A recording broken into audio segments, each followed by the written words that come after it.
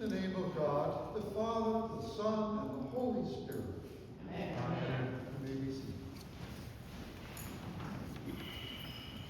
One of the many qualities that I have seen here at St. Peter's over the years is its rich history. Besides the dates and the cornerstones and the liturgical style, I'm talking about the history of the people who have sat in these pews. I've been impressed with their connections with Springfield politics and neighborhood organizations. I'm sure that many of you can name these people, but a few come to mind.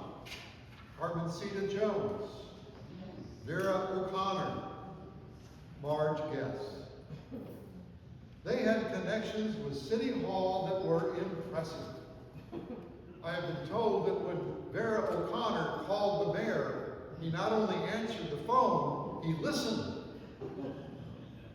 These connections did not come from political power or wealth, but usually happened when people just showed up and stuck around. Connections with power were often used to make things happen. A sign put up, a pothole filled, a senior center built. Connections are most powerful when the people in the neighborhood are linked with people in power. But these influential people that we have known over the years have made these things happen. Now, while some of these ladies were devout people of faith, I don't think many of us would call them priests. But that's exactly who they were. A priest is a person who stands between God and God's people. A priest is a point of contact, a means of communication, whereby God's word is communicated to the people, and God and the people's prayers are communicated to God. A priest is an intermediary, a person in the middle. People with connections like Carmencita, Vera, and Marge were priests in the business of local politics and civic life. And Springfield is better off because of their work and their faithfulness. And of course, Springfield is better off because of the work and faithfulness of St. Peter's Church. When I hear the words of Peter in today's second lesson, I think of you. And I think of all the parishes through which Christ has been made present in the world. If the Apostle Peter wrote this letter, you can understand why he uses the images of rocks so often. After all, his name, Peter, means the rock. And Jesus told him at one point, upon this rock I will build my church. I'm sure that at the moment, Peter didn't know what to make of that. And perhaps you do not hear easily the words that are spoken to us today.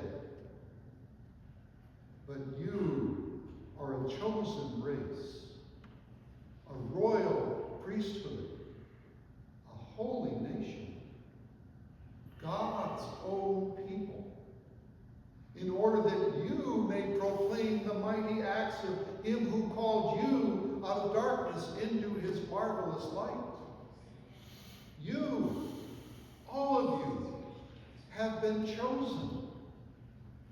None of us are here by accident. And none of us can say, oh, I'm not important. We are chosen by God for a life and death mission to the world around us that begins at 45 Buckingham Street. God needs us. For whatever reason, God has usually chosen to interact with God's people through intermediaries. The most notable ones, of course, in our history are Abraham, Moses, the prophets, and of course we know about Jesus. In the gospel, Jesus is trying to explain this to Thomas and the other disciples, but they don't really understand. And Paul spent a lot of time also trying to explain it, and came close to his letter to the Corinthians. Hear what Paul is saying to us. All this is from God, who reconciled us to himself through Christ and has given us the ministry of reconciliation. That is, in Christ, God was reconciling the world to himself, not counting their trespasses against them, and entrusting the message of reconciliation to us. Entrusting the message of reconciliation to us.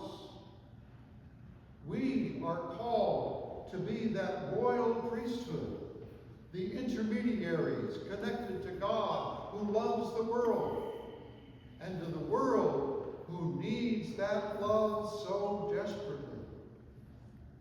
God needs us to make the work of Christ to be a reality all over the world, and especially here at 45 Buckingham Street. It is not an easy job. But by the grace of God and the power of the Holy Spirit, we can do this, especially in a parish named Peter. This rock, our mission is clear. Again, as the Apostle Peter said, let yourselves be built into a spiritual house, to be a holy priesthood, to offer spiritual sacrifices acceptable to God through Jesus Christ. God in Christ needs us and needs our cooperation. Frankly, I think we've been doing a pretty good job of it over the years. There have been some rough spots, and not all of our people have lived into that core mission of reconciliation. However, according to St. Peter's motto, we've been hanging in there. We have been like a little girl walking along the seashore after a big storm has washed up hundreds of starfish up on the beach. She knows that if they don't get back in the water soon, they will die. So she picks up one and puts it back in the water. Then she picks up another and another. Then a man comes up to her and says, "You're doing a good thing, little girl, but there are so many of them. You can't save them all." She replied, "But I can save this one."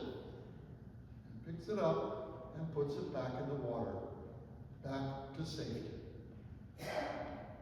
We can't save them all, but we can save some. How we treat one another is the start of this powerful ministry. All of us, we need what God has to offer. And all of us have the ability to be royal priests and mediate the grace of God that has been given to us so abundantly. We share that sacrament of grace each time we greet one another with kindness. When we offer rides, when we make phone calls, when we lift up a prayer, when we forgive and come back another day. What we do here within these walls is good practice for what we can do out there. We have established spiritual connections that can produce powerful changes. And I'm not talking about getting a pothole fixed, but about healing a wounded heart, about helping a lost soul find their way home.